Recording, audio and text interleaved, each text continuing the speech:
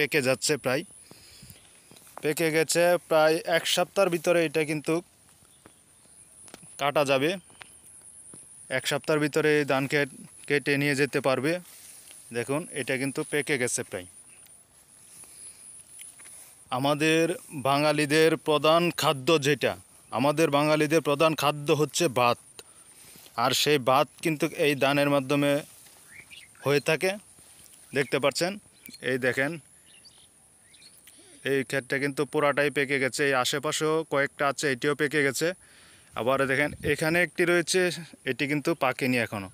এটি পাকতে মিনিমাম আরও 15 থেকে 20 দিন সময় লেগে যেতে পারে। তো দর্শক, যেখান থেকে আমার এই ভিডিওটি দেখছেন, অবশ্যই ফেসবুকে দেখলে আমার পেজটি ফলো দিবেন। আর যারা ইউটিউবের মাধ্যমে দেখছেন তারা অবশ্যই চ্যানেলটি সাবস্ক্রাইব করে সাথে থাকবেন। তো আশা করি আপনাদের কাছে ভিডিওটি ভালো লাগবে। আর ভালো লাগলে, আপনাদের ভালো লাগলে আমার সার্থকতা।